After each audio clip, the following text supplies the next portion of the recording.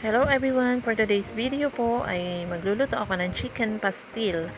Ito po ay mga usong-uso ngayon sa mga kabataan at sa mga hindi na rin bata.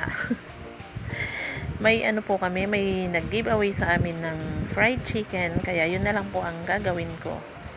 Hinimay ko na po ng pino ang ating chicken, tapos naghiwa ako ng bawang sibuyas, puro pino po.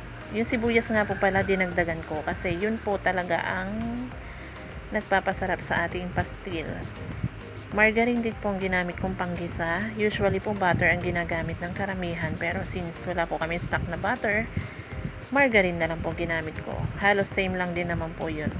Gisahin lang po natin ang bawang sibuyas hanggang sa maluto. Then, sunod na natin ang ating chicken. Lagyan natin ng ground black pepper and red chili. Tapos, timplahan natin ng oyster sauce.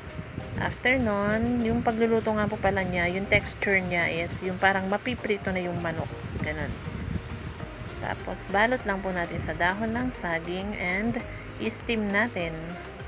Yun lamang po guys. Thank you po for watching. God bless.